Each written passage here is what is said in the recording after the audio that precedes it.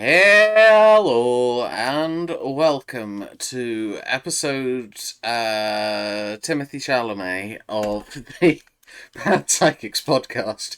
I couldn't think of a number. 7. That'll do.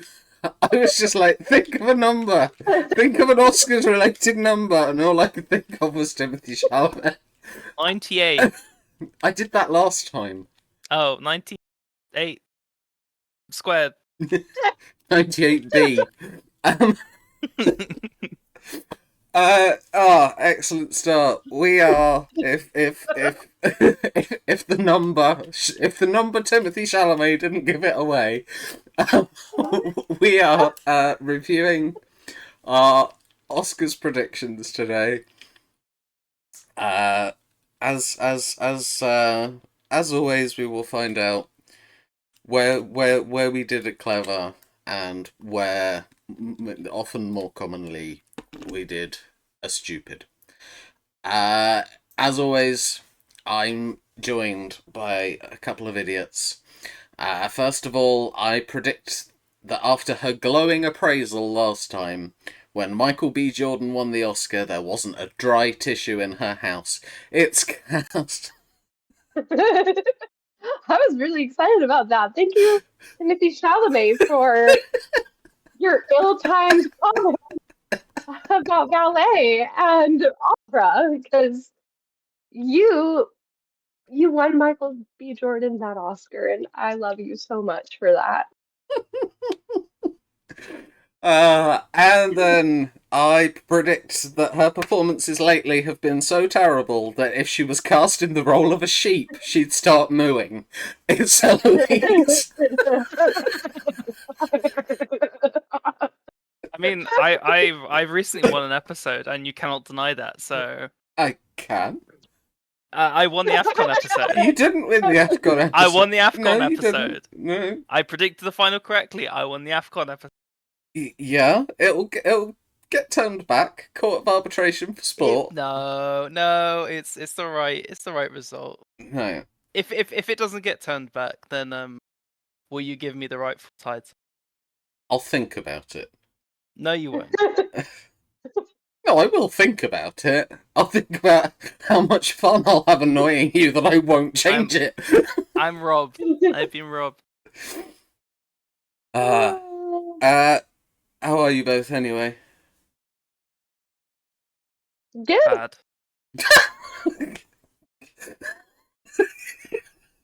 I'm sorry, I'm not laughing at Eloise being bad, I'm just laughing at both of you giving opposite one-word answers at the same time. I'm like, we are not on track to do any better than when we recorded the original episode.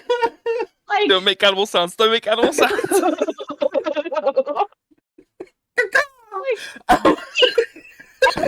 gonna watch this and put us in a freaking mental hospital, guys. Like, calm down the crazy. quite hard to do. All right, I'm gonna behave. It is worth pointing out, Dizzy should be here. He's not available. So we'll still cover his predictions, but yeah, just the three of us today, which is possibly a good thing because we've started off derailing it already, and extra people equals extra derail. But yes, did either of you actually watch the Oscars? No, Okay. I Funny. meant to. And I'm assuming you neither, Eloise. I don't even think I fully know exactly what happened. So this will be the surprise for Your mic just cut out a little bit there. It did. I'm very curious about Just, it's not like you to have a cutty out mic. that. I think I'm just being quiet, so I'll just okay. Okay. Hopefully. I mean, it sounds fine now. Hopefully it's fixed now. Yeah. But anyway, Well, I mean, this should be a especially quick thing because we have pretty much nothing to offer about how the actual ceremony went, and we can just go through the answers. Yeah. But yes, let's switch to our spreadsheet in a whole. I mean, I should be on the other sheet of it, but that's fine. I can do that. Get my own cursor off the screen. Would be a good start. Oh dear. Right. We are going to start with the categories that we actually predicted. Start off with Best Picture.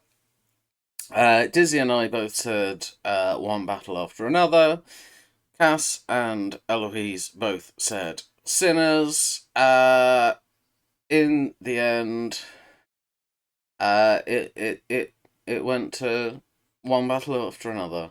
As a cat invades the shot. I mean, Oh. She just jumped up on the back of the chair. Hi.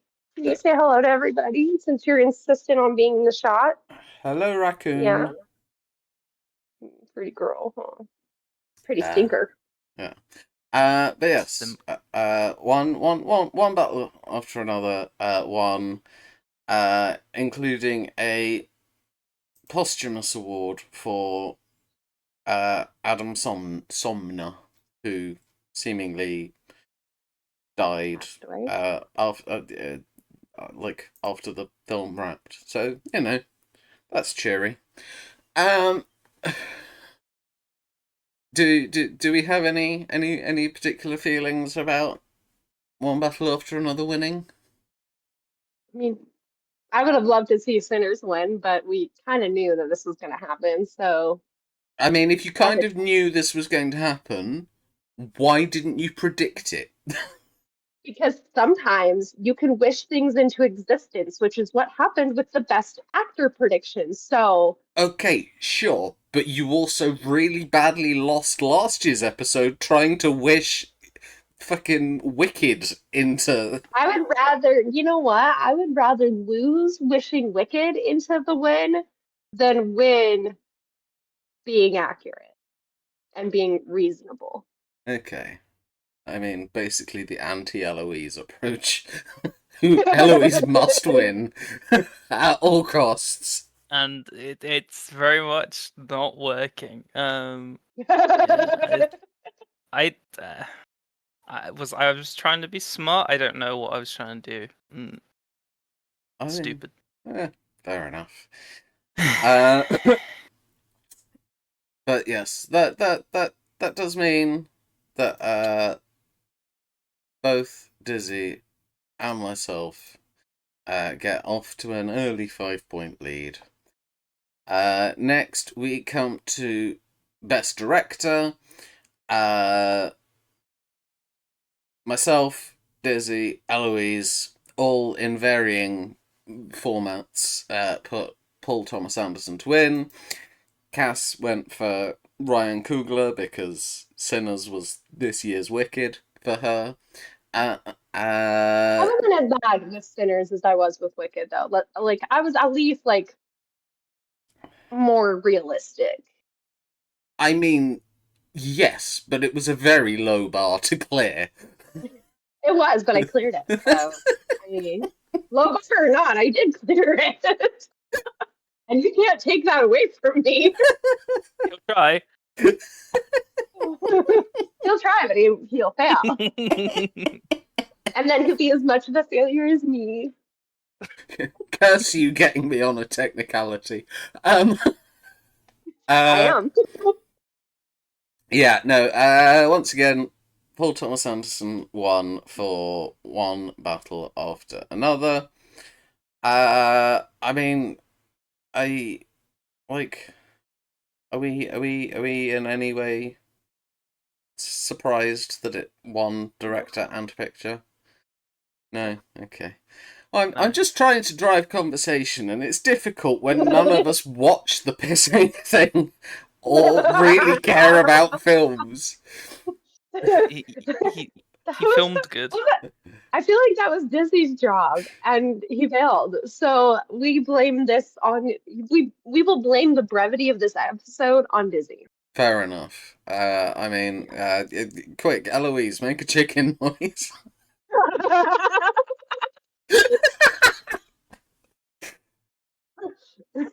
Just I blame it on Z personally. I'm not blaming Dizzy. Dizzy has nothing to do with this. This is all Z's fault, as usual. yeah, you're always blaming me. Anyway, it does mean that Dizzy and I double up on our 5 points. Eloise gets off the mark. Cass takes up her usual position of last place. Next, we go to Best Actor. Cass obviously went for Michael B. Jordan. Eloise went for Leonardo DiCaprio, and Dizzy and I both went for somebody who's now too old for Leonardo DiCaprio, Timothy Chalamet. Oh, sometimes hot people win. I mean, he's a good-looking man, but like not in a way that I'm not quite as fervent as you are, Cass. Do you have eyes? Yeah, Because like that man is fine. Like that man is fine. He's a good-looking man, but he's not like he Danny doesn't. DeVito. It's not as good looking as Danny DeVito. That might need to be our episode title. I was just about to say, there's the episode title. It's wrapped up already. Danny DeVito.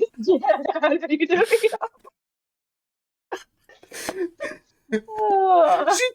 She tells me off and just randomly throws out Danny DeVito as some kind of sex icon. Yeah, we're talking about people we're attracted to. I mean, I have to step in.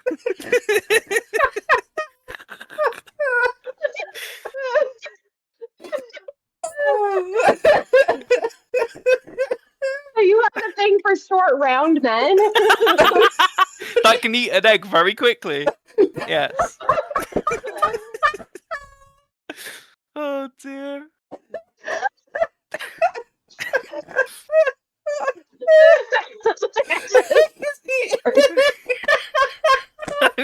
I've derailed another podcast. I'm very good at this. I'm very good at this. I hurt. You are making me hurt already. We are three sections into this episode, and I'm in pain. I hate you. I can't decide if I can eat an egg very quickly replaces just Danny DeVito's name. Yeah, have you not seen the video of Danny DeVito eating an egg? It is a great video. There are actual tears. He does it with just one hand and then.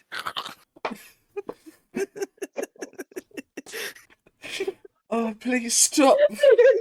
My throat hurts. Okay, I mean, I didn't do that. That's what it looks like. You're like, he does it with one hand.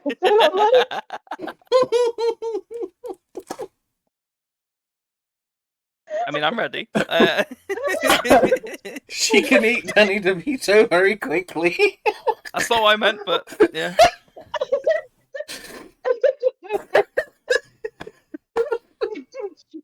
That's what it sounded like you meant. I see now. You thought I was gonna eat Danny DeVito.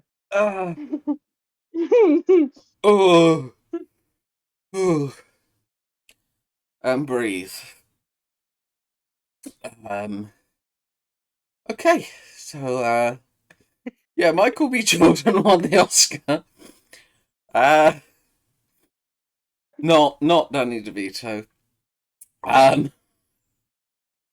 I mean, Cass, beyond his fineness, do you have anything to add about Michael B. Jordan? I mean, he's also like a terrific actor. Like, all joking aside, like, man, he proved that hot people can also have talent. So he's living embodiment of that. Like, he's hot and is very good at what he does. So, I mean, that's a win for everybody. In fairness, I don't.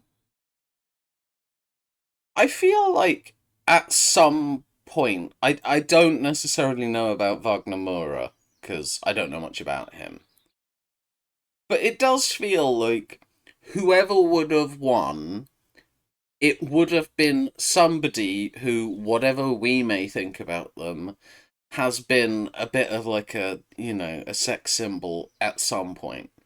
Like, lots of people have the hots for Chalamet. Lots of people used to have the hots for DiCaprio. I think my recollection is that like younger Ethan Hawke used to get quite a lot of attention, and Yeah. I'm looking at a photo of Wagner Moura, and he doesn't do it for me, but I can definitely see that he was probably a handsome younger man and is probably doing it for like, your aunt at the moment. Not specifically any of our aunts, just generic aunts. So, you know. But, yes, in the end, Michael B. Jordan playing twins wins an Oscar, and, what it does mean is that Cass gets off the mark for the episode. Yeah. So, she's now only joint last again with Eloise. Um, next we come to Best Actress. I think this was probably the easiest to predict, like, of the whole episode. Didn't we all predict that one? Yeah, we all said Jessie Yeah. Buckley. I feel like I never saw any evidence that anybody else was ever going to win. Um, Yeah. but uh, seemingly there is still room for Shakespeare in 2026. Uh, you know, maybe it'll help convince people that it's worth studying at school and not just groan whenever the Shakespeare plays come out. I have Any another cat about to join us. say again? I have another cat who's fixing to join us. Ah, okay. What I didn't realize, maybe I'm just really, really slow. Cass, this bit does exclude you a little bit, but Eloise, do you realize where Jessie Buckley got her start? I'm not aware of Jessie Buckley, so no.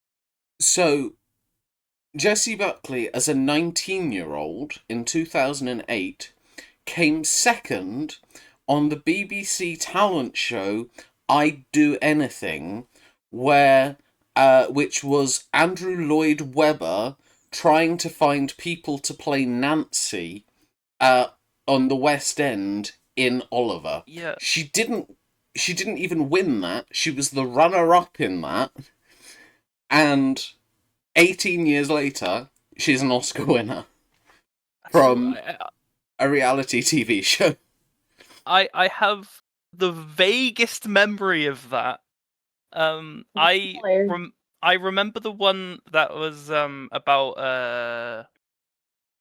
I remember it because it was they'd always sing somewhere over the rainbow every show. I forgot what it was. That was another one of that. That was of the first season, I think, which oh no, sorry, I take it back. That was the final season, which was called Over the Rainbow.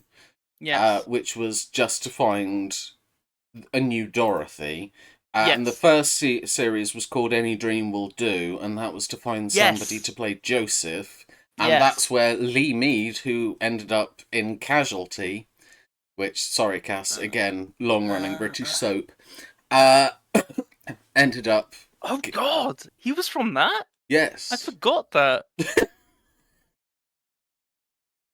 So, there you go. You can enter a musical theatre themed reality TV competition in the UK and then win an Oscar. Or appear on Casualty.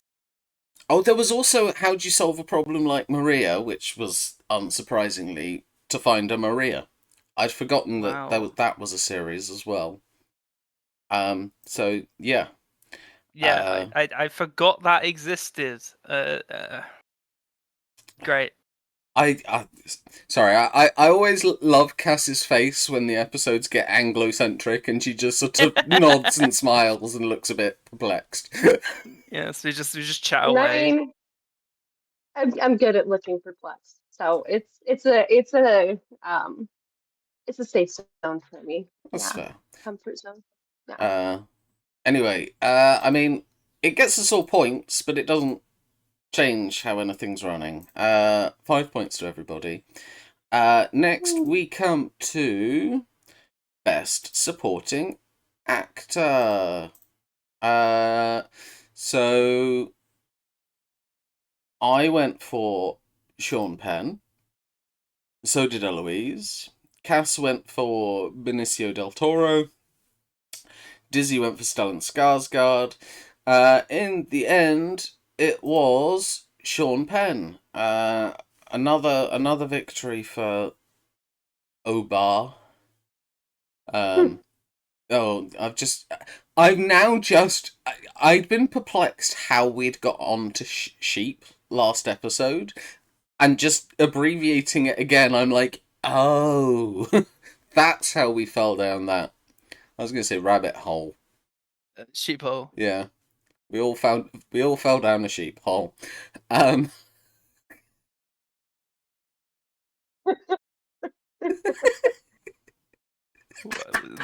getting into a laughing fit. How did you make that worse?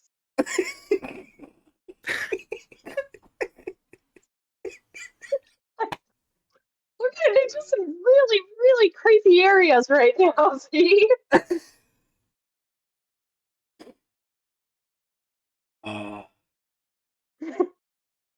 This episode brought to you by Wales. No.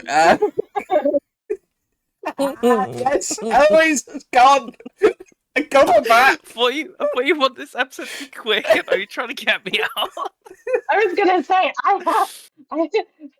yeah, we are gonna have to take a break in a couple minutes, like 2, to be exact.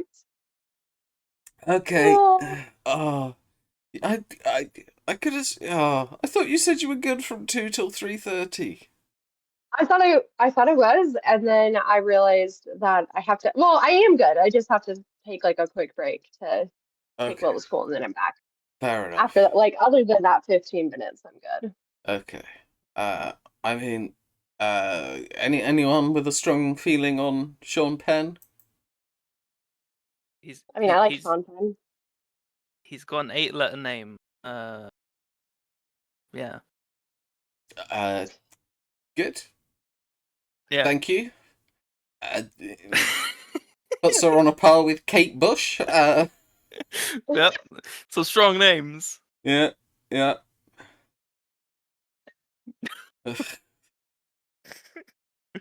Oh dear. Okay. Here, why don't we take a break right here? Because the sooner I take Will, the sooner we can. Okay. I mean, I was literally just gonna say we'll add the points for supporting actor on, which is 5 points for me and Eloise, and now we're taking a break so that Cass can take the spawn of the devil child to where he needs to go. He may be, well, he is spawn of the devil, but he's very cute spawn of the devil. How well? Okay, we are back. Cass has dropped the spawn of Satan where he needs to be. Um, and we are moving straight on to Best Supporting Actress. Myself, Cass, and Eloise all agreed that it would be Wunmi Masaku. Dizzy, on the other hand, thought it was going to be Teyana Taylor. In the end, we were all wrong. All wrong. It ended up being Amy Madigan for her role in Weapons as Gladys. Okay. So I actually have a question to ask here, and I think, Eloise, you're probably closer to being the person who might be able to answer it, though Cass, feel free to jump in. After Demi Moore last year and Amy Madigan this year, are horror films finally becoming culturally relevant to the Oscars, or is this just like a freak pair of victories in back-to-back years? Probably. Yeah. I feel like they're starting to become more relevant. I think people you're seeing bigger and bigger names ending up in horror movies too. Like I've noticed a lot more. Yeah, like people are definitely it's becoming a little bit like less fringe and like a little bit more mainstream. Okay. So, Eloise, anything else to add? My only other thought is that maybe like there's less and less like big incredible films nowadays. I feel like big cultural films, so maybe horror feels easier for people to like get on board with and think, oh, that's really good. Maybe it is a shortage of really good films because like this Oscar cycle is a bit weak. So, yeah. and I suppose the last one was a bit too. So that's another like very loose theory that it's just films are weirdly either like if you want a really good film, it's gonna be rare to find one that isn't a franchise or a sequel, like a big like superhero film, or there's less and less original films. So yeah, it that might be a theory. Okay. I mean, either way, all of us either thought it would carry on being Sinners or One Battle After Another, that took all the gongs for the night. But no, we are all wrong. That's the first clean sweep of zeros for this episode, which, 6 categories in, that's pretty good by our standards. It is. Um, Next we come to Best Animation. Sorry, it should be called Best Animated Feature Film. And all of us said it would be K-pop Demon Hunters. All of us were absolutely correct. I don't. Cass, have you got sick of it with your kids yet? Um, well, I haven't. My 7-year-old is very sick of it to the point where he will get angry beyond comprehension if one of the other two starts singing it in the car. And unfortunately, they're kids, so they like to terrorize their brother. Ah, So there's a lot of fighting in my car ever since that movie came out because at first he really liked it. yeah. And then he was like, actually, no, like, I can't stand this. And anytime somebody wants to annoy him, they just have to start singing one of the songs, especially the main song, Golden. He's like, no, Yeah. I, Uh, I'll, I'll, I'll kill, I will kill you. Like that's my 7-year-old right now. And So, he's usually the polite, well-behaved one. generally, yeah, I do, yeah. He's funny though because I feel like the older he gets, the more like autistic traits we see in him. We saw a lot of that this weekend, but that's one of them. That's one of them is that he will not bend on this. He will not bend on this. Yeah. So, um, yeah. Uh, When he's stubborn, he's real stubborn. So, makes yeah. sense. Hmm. Um, but yeah, it does mean we make up for the clean sweep of zeros from the last with our second clean sweep of fives. Uh, Now we come into like some categories more of our own invention. We start off with big winner. So for big winner, you get, I believe, a point for each award the film you chose won. So we had a clean split. In the Cass and Dizzy both went for Sinners. Eloise and I both went for One Battle After Another.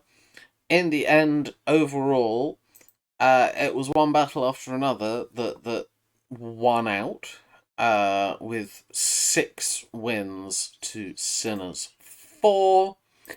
And so points wise, that means 4 points go to Cass and Dizzy, and 6 points go to Eloise and I. Next we go to Big Loser. So Big Loser, we were much more disagreed. The scoring for this one is that for every award your film is nominated for but does not win, you get a point. So, you know, you're looking for stuff that's going to get nominated a lot but not win a lot. I said Sinners, because I thought it was bound to lose some when it was nominated for 16. That worked out beautifully for me because Sinners only won 4. Then Cass, you went for Sentimental Value. So Sentimental Value was nominated for 9. It ended up winning 1. For, I think it was like best international feature film or something. Yeah. So you'll get some points. All 3, the people other than myself went for different films that had 9 nominations. Eloise, you went for Marty Supreme. You were right to, because it won sweet fuck all. Yep. So yeah, 0 wins versus 9 nominations. And then Dizzy went for Frankenstein. Frankenstein again, 9 nominations, 3 wins in the end. So, points wise, Dizzy gets 6 points. Cass gets 8 points. Eloise gets 9 points. And I get 12 points. So yeah. Next we come to monologue. I don't know. Did either of you watch the monologue? Yeah. No. Okay. No. Did he talk a lot? I mean, it was a 10-minute monologue. So a fair amount of talking. I have watched the no, not watched it. I have read the transcript of it. I said Kieran Culkin would get referenced. Cass said Stephen Colbert would get referenced. Dizzy and Eloise both went for Timothy Chalamet getting referenced. I can tell you that the only one of those which is correct is that Dizzy and Eloise were right to go for Timmy. I mean, I am a little. I will say he wasn't mentioned by name at all. There was a joke made regarding the opera and ballet and how he Jazz was feeling left out. Uh and like I took that as a Chalamet Oh, that's reference. Like, 100%. you know, 100%. it's one where my discretion goes in Eloise's favor, and she can't complain about me for once. Thank you. I will forget this, and I will still very much blame you. But Yeah. thank you very much. This was also a big points one. I don't know why I gave this one such big points, but I did. So, 10 points for Dizzy and 10 points for Eloise. Okay. I That's genuinely... a lot of points for one question. Yeah, I don't know why. I'm Okay. regretting his choices right now. I'm not Yeah. regret. I'm not against it. It's just I mean, interesting. it's worked out for you. I'll stick with it. Next, we come to dress colour. So this is specifically what colour dress would the best actress winner be wearing? I said silver. Cass said dark blue. Dizzy said red.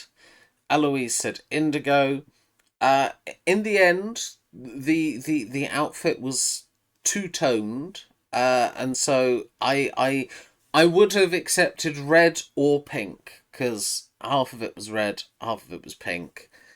I can't tell if Eloise is screwing her face up at the. I don't like it. I don't like the dress. Oh, I don't. Right. Okay. It's I was. it's like a lampshade over a dress. Yeah. I mean, I can't say I love the dress either. I just wasn't sure from your face whether you were objecting to my jurisdiction Oh. or the dress. Oh no, it is indeed a pink and a red dress. Okay. And I think indigo is too far out. Yeah, it's Yeah. way too Um, far out. I don't like it. I don't like the dress. Cass, you okay there? Yeah, it's terrible.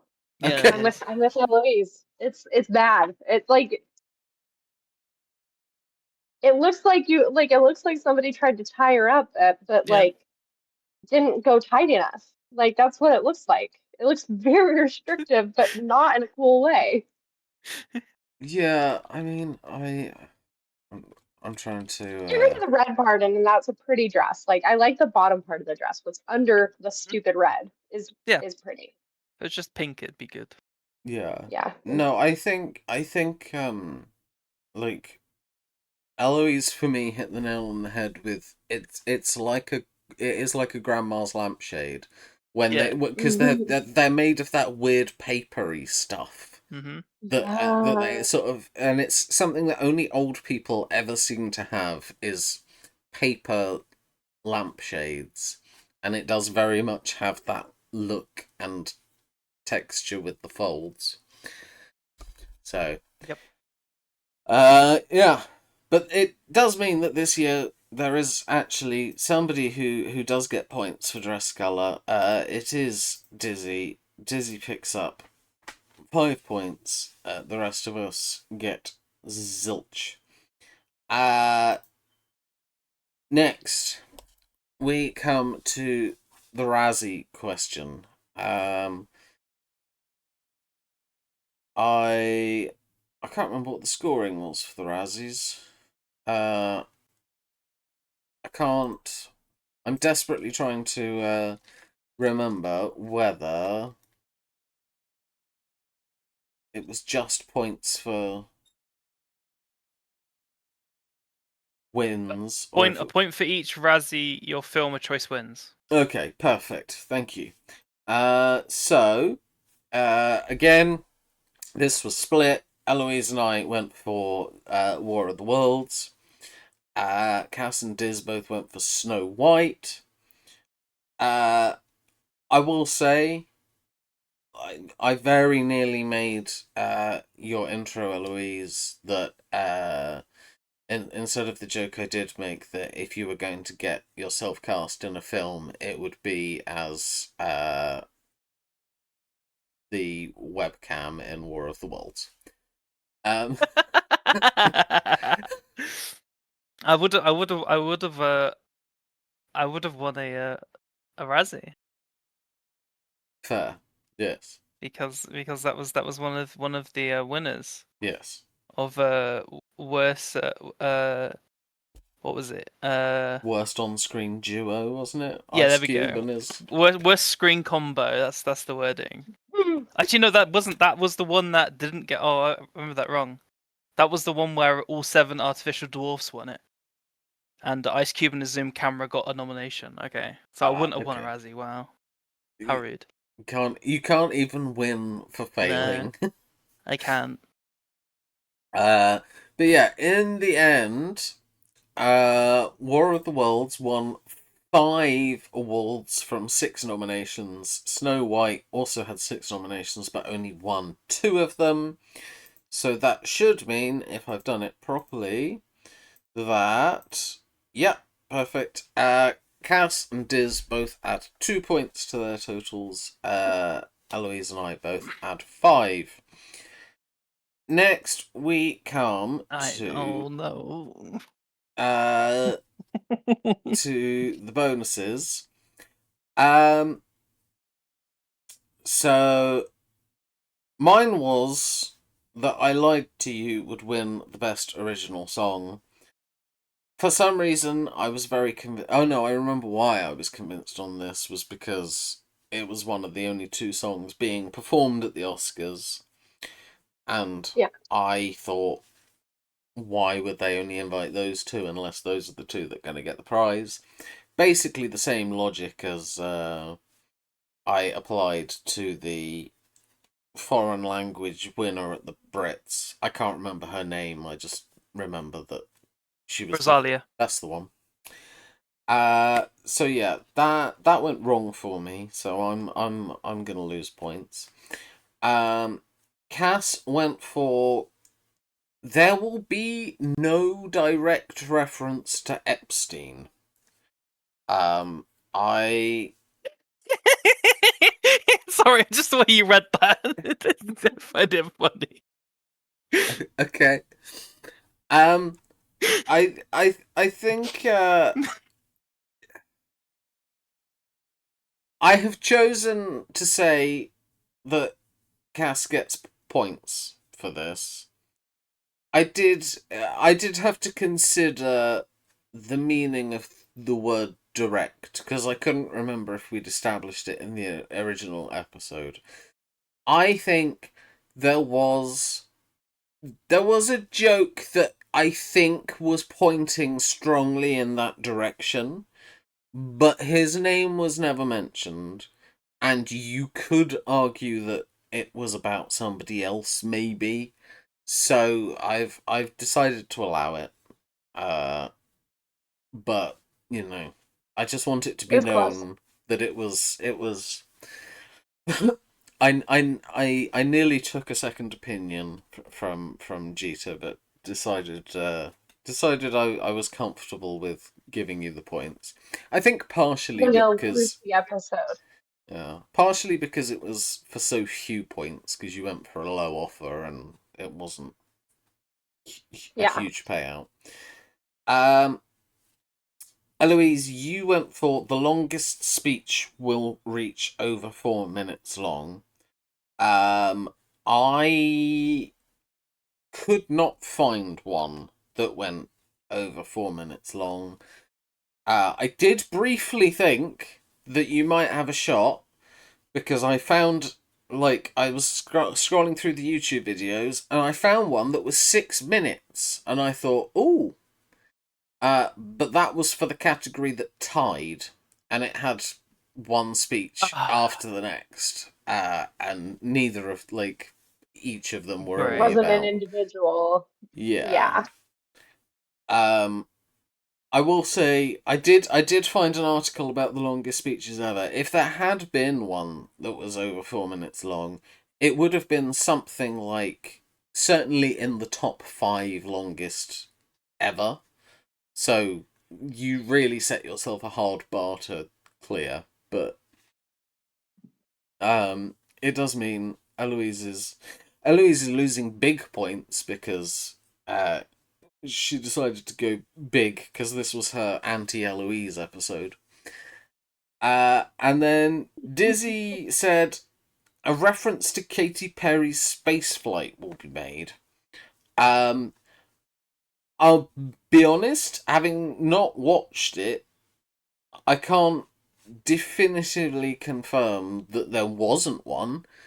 However, I couldn't find it mentioned anywhere. It definitely wasn't in the opening monologue. Yeah. I'm putting this as a no, but we'll willingly change it if provided with evidence. So in terms of what that means for bonuses, it means that Cass gets 6 points and is the only person to get positive points. I lose 8, Eloise loses 10, Dizzy loses 3. And so we come to the final scores.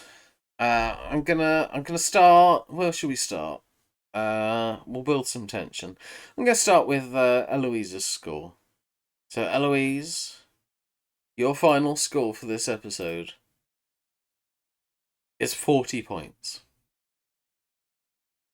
Whoa. Let's do mine. Mine score for this episode is 40 points.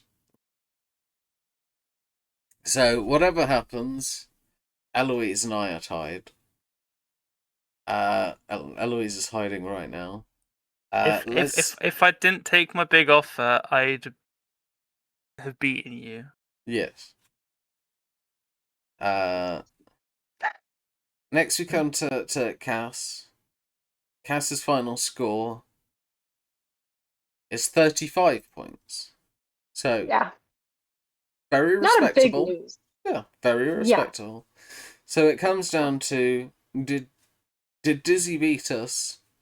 Is it a 2-way tie between Eloise and I? Or is it a 3-way tie with all 3 of us?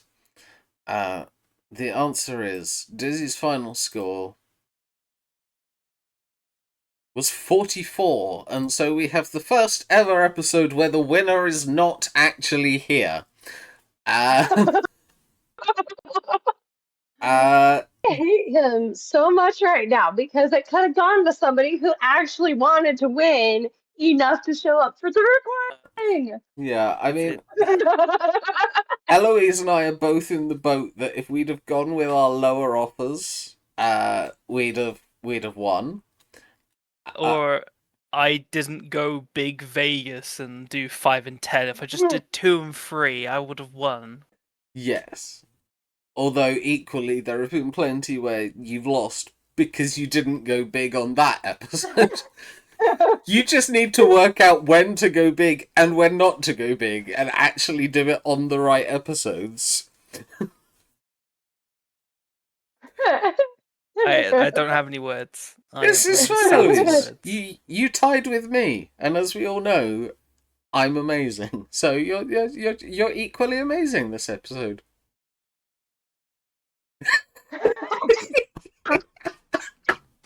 I'm sorry. I am dying. I'm sorry. I'm sorry. I genuinely get angry at these episodes. I genuinely get angry when I lose. I know. I can see the pout. I recognize the pout. I see it in my kids every day. Yeah, it's very childish. Very childish. I love it. I see it in my kids every day, basically saying, Eloise, you're as bad as 3 under 8s. Yeah, I am. which is what makes it as amusing for Z and I as it is. Which I'm sure only makes you angrier. Yeah. Oh. Yeah, I'm the same way. Laugh at me when I'm mad, and I'm like, I'm gonna pound you. Oh. But yeah, good job to Dizzy if he ever watches this episode.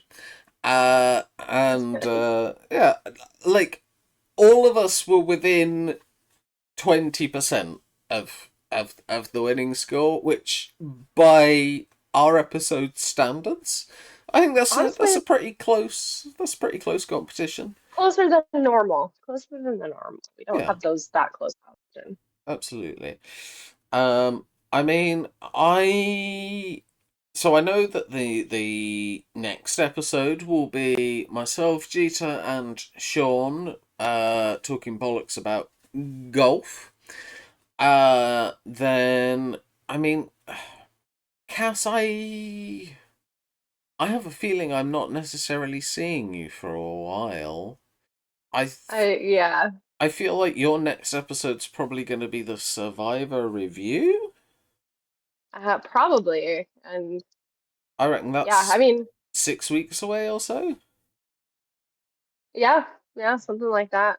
Okay, so yeah, you might not get seen for a little while, so viewers, I'll save have a us. different hair color by then. Yes, save this episode, viewers. It's Cass's last appearance until the end of Survivor and the start of Big Brother US. And Eloise, I guess. I don't know. Do you have any wrestling podcasts? Yeah, I'll have one around the week before WrestleMania, so that'll be like mid-April. Okay, so you will definitely be seen by mid-April by the peoples. And yeah, so that's what's upcoming from all of us. However, this episode is over. We will do the Oscars again next year, and maybe one of us will have actually watched a film. Probably me. Most likely. I mean, technically, I did watch one of the Oscars films. What, K-pop Demon Hunters? Of course. Yeah. But it was one of the Oscars films, so Yeah, I did technically watch one. that's fair. But yeah. All right. Well, thank you both for being here. It's been a pleasure as always. What we now don't know about Danny DeVito doesn't bear thinking about. And viewers, until we meet again, remember to always be big mystics, not big mistakes.